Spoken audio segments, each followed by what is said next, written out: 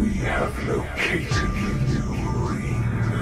Send the Nazgûl. All of them. I know what you fear, Tony. Malevolent Melony. Những chiếc nhẫn sức mạnh, đó chính là những bảo vật quyền năng của thế giới trung địa, bắt đầu xuất hiện từ giữa kỷ thứ hai tới xuyên suốt kỷ thứ ba của trung địa, trở thành bảo vật thứ hai định hình thế giới sau báu vật Silmaril tại kỷ thứ nhất. Khác với Silmaril mang tới vẻ đẹp thuần khiết, chứa đựng tinh hoa ánh sáng của thế giới, thì những chiếc nhẫn sức mạnh lại mang tới cho người sở hữu nhiều tác dụng hơn là chỉ để trưng bày.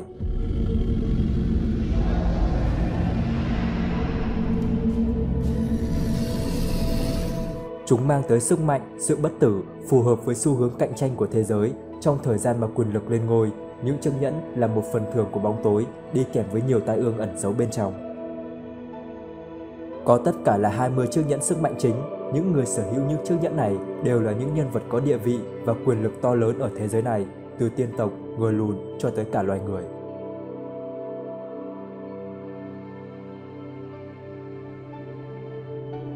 Mình đã có một video nói về những chiếc nhẫn sức mạnh này rồi, và một video riêng khác nói về chiếc nhẫn chúa, mọi người có thể tìm lại trên kênh của mình. Video này, mình chỉ muốn điểm lại và đưa ra thêm nhiều sự thật khác liên quan tới những chiếc nhẫn sức mạnh trong thế giới của trung địa. Hãy cùng bắt đầu thôi nào.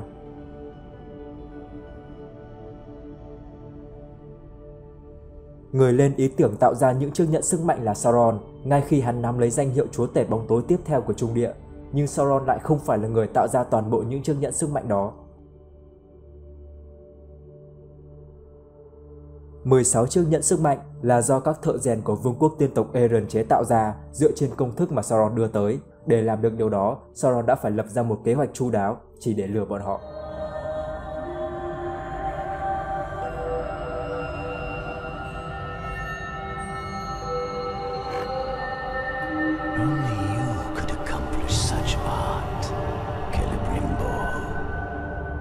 Ba chiếc nhẫn sức mạnh của tiên tộc thì lại do Celebrimbor, lãnh chúa của Eren bí mật tạo ra mà Sauron lại không hề hay biết. Chúa tể bóng tối Sauron chỉ tạo ra duy nhất một chiếc nhẫn mà thôi, đó chính là chiếc nhẫn chúa, và hắn là người sử dụng chiếc nhẫn chúa luôn. Sau đó, Sauron muốn thu hồi 19 chiếc nhẫn sức mạnh, bao gồm cả 3 chiếc mà Celebrimbor đã tạo ra, vì khi sử dụng nhẫn chúa thì Sauron cảm nhận được sự tồn tại của 3 chiếc nhẫn bí ẩn này. Its power blazes like a beacon and will bring ruin to all Middle-earth. Các tiên tộc tại Eren cũng biết được kế hoạch mà Sauron sẽ dùng tới với những chiếc nhẫn sức mạnh này nên đã không giao lại cho hắn. Sauron đã phải dùng tới vũ lực để đoạt lại. Vậy là trận chiến giữa Sauron và tiên tộc đã được diễn ra. Sau trận chiến thì Sauron thu hồi được lại 9 chiếc nhẫn sức mạnh, hình thành nên 9 Nazgûl về sau, đúng với kế hoạch của hắn về việc sử dụng những chiếc nhẫn sức mạnh. 10 chiếc nhẫn sức mạnh còn lại thì đã được Celebrimbor tẩu tán kịp thời trước khi ông bị Sauron bắt và vương quốc Eren bị sụp đổ.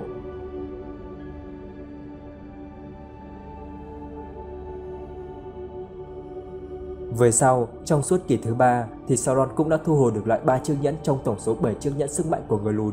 Với chiếc thứ ba thì đã được tái hiện việc thu giữ ngay ở trên phim The Hobbit, chiếc nhẫn sức mạnh của người lùn Durin do Thornhai, cha của Thorin nắm giữ. Còn lại 3 chiếc nhẫn của tiên tộc thì hắn không bao giờ được chạm vào, có nghĩa là hắn còn chưa bao giờ nhìn thấy 3 chiếc nhẫn sức mạnh của tiên tộc, những đứa con rơi này của mình bao giờ luôn. Mặc dù từng có thời điểm, hắn đã tiếp cận rất gần một trong 3 chiếc nhẫn của tiên tộc, đó chính là chiếc nhẫn Vilya mà Gel-galad đang nắm giữ. Chiếc nhẫn này được truyền lại cho lãnh chúa Elrond về sau. Chiếc nhẫn sức mạnh khác là Narya cũng đã được đổi chủ một lần từ lãnh chúa Cúldan sang pháp sư xám Gandalf. Đó là một món quà của Cúldan với mong muốn giúp cho Gandalf có thêm một chút sức mạnh để hoàn thành nhiệm vụ của ông, nhưng Gandalf lại chưa bao giờ dùng tới nó. Chiếc nhẫn Nenya của công nương Ganriel thì vẫn được bà giữ nguyên từ lúc được Celebrimbor trao cho. Bà cũng là người duy nhất thực sự dùng tới chiếc nhẫn sức mạnh, như là một cách đề phòng rủi ro và hầu hết chỉ là để bổ trợ thêm cho khả năng phòng thủ của Lord Lorien.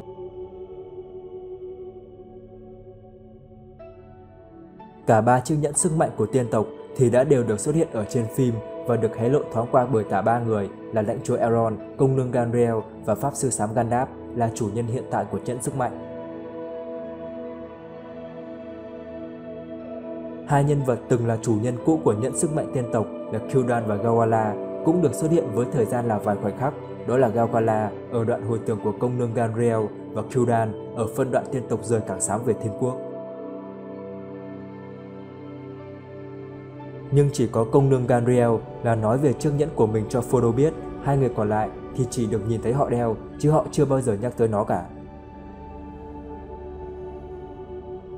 Nhẫn sức mạnh ở thế giới trung địa không chỉ có 20 chiếc nhẫn. 20 chiếc nhẫn sức mạnh được tạo ra trong sự kiện Sauron và Eren rèn nhẫn chỉ là 20 chiếc nhẫn chính thức và là mạnh nhất. Ngoài ra thì vẫn còn những chiếc nhẫn khác cũng được gọi là nhẫn sức mạnh vì bản thân nó cũng mang bên trong một nguồn sức mạnh nào đó nhưng là ít quyền năng hơn và có thể được tạo ra bởi bất kỳ nhân vật có sức mạnh lớn nào.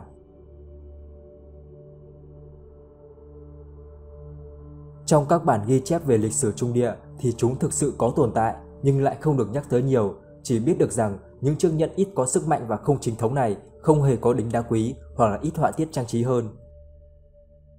Chúng chủ yếu được tạo ra để phục vụ một vài mục đích nhất định nào đó thiên về các hoạt động chế tác, một vài chiếc nhẫn khác thì được tạo ra như một hàng fake, một số khác thì là các thất bại trong việc cố gắng tạo ra một chiếc nhẫn sức mạnh thật sự.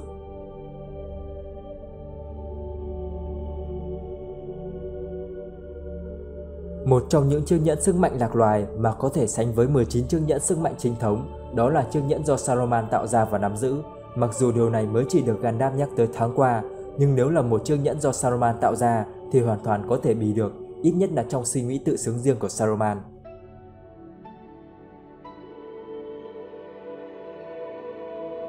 Saruman cũng là một Maya phục vụ cho thần thợ rèn, nói cách khác thì chính là sư đệ của Sauron, theo cách gọi của dân châu Á mình. Những gì mà Sauron biết thì Saruman cũng có thể biết, ít nhất thì đó có thể là một sự trao đổi khi mà hai người họ có sự liên lạc trong thời gian mà Saruman tha hóa chuyển sang xấu xa.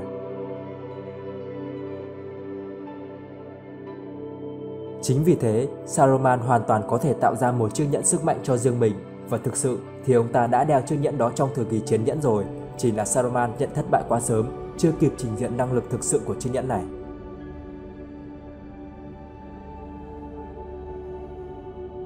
Tại đây thì mình cũng xin khẳng định lại một lần nữa về bản chất của chiếc nhẫn chúa, điều mà vẫn còn khá mơ hồ với rất nhiều người.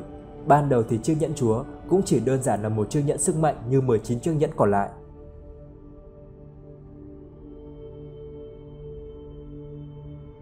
Nó có thêm một chức năng mà 19 chiếc nhẫn kia không có, đó là điều khiển được tất cả 19 chiếc nhẫn. Mặc dù với 3 chiếc nhẫn của tiên tộc, việc kiểm soát sẽ khó hơn và mất thời gian lâu hơn một chút do phụ thuộc vào sự tha hóa lên chủ nhân của chiếc nhẫn. Chiếc nhẫn chúa cũng có thể gia tăng thêm sức mạnh cho người sử dụng, nhưng chủ nhân của nó lại là Sauron, nên thành ra sự gia tăng sức mạnh đó là không quá đáng kể, nên nó chỉ được dùng với mục đích chính là kiểm soát mà thôi.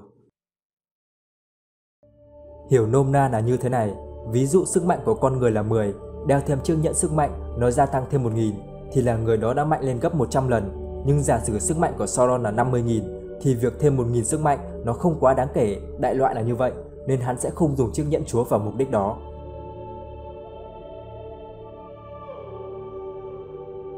Trong 1500 năm đầu tiên, chiếc nhẫn chúa được sử dụng chỉ với mục đích là điều khiển là chính. Bước ngoặt tới từ sự kiện vương quốc Númenor của loài người sụp đổ, Sauron cũng đang có mặt tại đó để bảo toàn tính mạng, hắn đã phải tự mình tìm đường thoát. Vậy nên, hắn đã buộc phải đưa gần như toàn bộ sức mạnh của mình vào chiếc nhẫn như một vật chứa, rồi dùng linh hồn của mình đưa chiếc nhẫn về Mordor. Sức mạnh vẫn còn thì Sauron hoàn toàn có thể phục hồi được lại trạng thái ban đầu.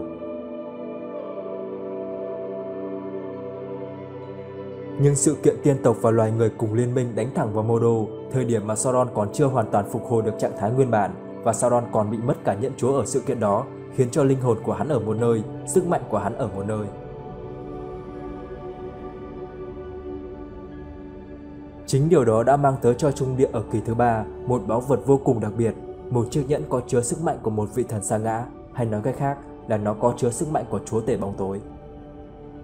Chiếc nhẫn chúa chỉ thực sự hot trở lại ở thời điểm trên nhẫn, khi mà chiếc nhẫn đã lộ diện trở lại, truyền thuyết được nhắc lại bởi những người còn sống ở thời điểm đó, vậy nên họ đã cho rằng có chiếc nhẫn là có sức mạnh của bóng tối, nắm giữ chiếc nhẫn là có tất cả. Mọi người chỉ hiểu rằng có chiếc nhẫn chúa là có sức mạnh vô biên, chứ chưa hiểu được rõ sức mạnh đó đến từ đâu. chiếc nhẫn chúa không chỉ mang sức mạnh của Sauron mà còn lưu giữ một phần nhỏ linh hồn của hắn, tạo cho chiếc nhẫn có một ý chí riêng. Đó là lý do tại sao mà chiếc nhẫn luôn muốn quay về với Sauron, và cũng chỉ có hắn mới dùng được chiếc nhẫn chúa. Hiểu đơn giản thì chiếc nhẫn này có thứ canh gác cho sức mạnh đó.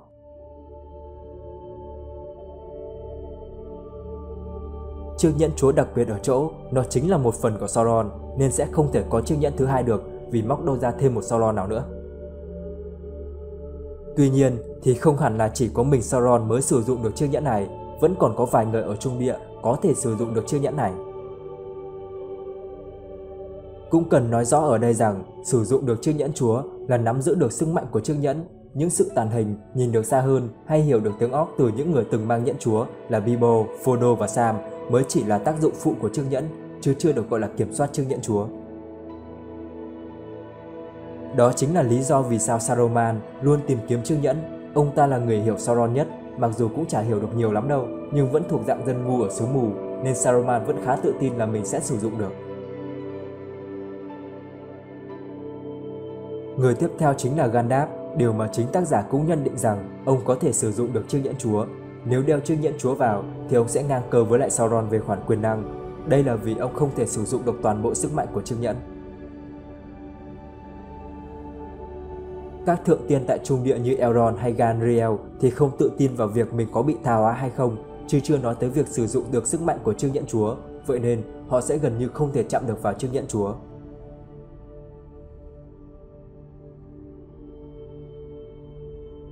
Tại Trung Địa chỉ có một cách duy nhất để phá hủy nhẫn chúa là hủy ở chính nơi nó được tạo ra, ngoài ra thì không còn bất kỳ một cách nào khác. Đây chính là điều mà lãnh chúa Elrond đã nhận định. Có nghĩa là ở Thiên Quốc, chiếc nhẫn vẫn bị phá hủy bình thường, nguyên do tới từ việc chiếc nhẫn mang sức mạnh của Sauron, ngoài nơi nó được tạo ra như một điểm yếu thì phải có một sức mạnh lớn hơn dùng vào chiếc nhẫn mới có thể phá hủy được chiếc nhẫn, nôm na giống như át được sức mạnh của Sauron vậy.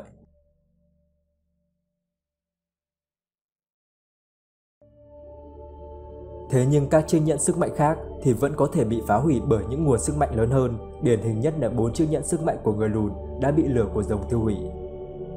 Vậy nên, mấu chốt để phá hủy nhẫn sức mạnh là dùng một nguồn sức mạnh lớn hơn sức mạnh mà chiếc nhẫn đang có là có thể phá hủy được chiếc nhẫn đó. Có một điều thú vị mà chỉ có vài người tinh ý mới nhận được ra về các Nazgûl, đó là ở thời điểm các Nazgûl được triệu hồi thì Sauron vẫn chưa có lấy được lại nhẫn chúa, nhưng vẫn điều khiển được các Nazgûl, Hautu điều khiển. Frodo đã từng nói rằng khi mình bị tấn công ở tháp canh Amansu thì các Nazgûl khi đó không được nhìn thấy là có đeo nhẫn. Đó là một điều rất khó hiểu nhưng lại giải thích được cho việc Sauron không mang nhẫn chúa vẫn có thể điều khiển được các Nazgûl. Thực chất thì các Nazgûl chỉ mang nhẫn sức mạnh ở kỳ thứ 2 mà thôi. Khi đã đủ lâu thì chiếc nhẫn sức mạnh đã có thể hoàn toàn kiểm soát được cả linh hồn và thể xác lúc đó của họ. Khi đó, Sauron có thể thu hồi lại 9 chiếc nhẫn sức mạnh này. Đó cũng chính là lý do tại sao mà Sauron vẫn có thể điều khiển được cả 9 Nazgûl khi mà không có nhẫn chúa, và Frodo lại không được nhìn thấy các Nazgûl đeo nhẫn. Còn việc Sauron sử dụng 9 chiếc nhẫn này để điều khiển ra sao thì vẫn chưa rõ.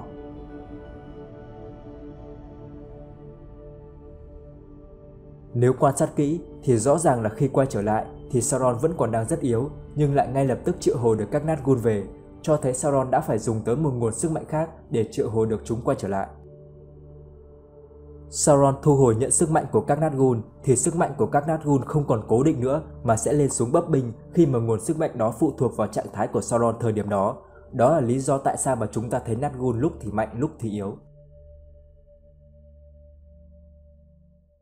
Điều này lại mở ra một điều khác, đó là lòng trung thành của các Nazgûl không thực sự dành cho chúa tể bóng tối mà chỉ dành cho người điều khiển chúng. Đó là điều mà Saruman đã từng nhận định. Saruman tin rằng nếu mình tìm được ra chiếc nhẫn chúa thì ngoài việc tận dụng được phần nào sức mạnh của Sauron thì ông ta có thể ngay lập tức điều khiển được các Nazgûl cho dù Sauron đang nắm giữ 9 chiếc nhẫn của họ. Đó là những chia sẻ của mình về những chiếc nhẫn sức mạnh tại thế giới chúa tể của những chiếc nhẫn. Có những điều thú vị hay sự thật nào về những chiếc nhẫn sức mạnh này nữa không? Hãy chia sẻ cho mọi người cùng biết nhé. Còn bây giờ thì xin chào và hẹn gặp lại ở các video tiếp theo. Galu.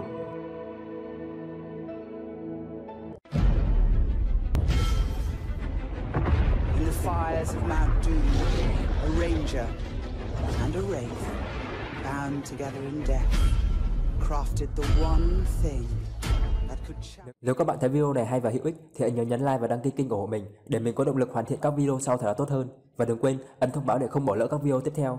Tham gia group Chối Nhẫn trên Facebook để cùng trao đổi, chia sẻ về thế giới của Chối Nhẫn. Xin chào.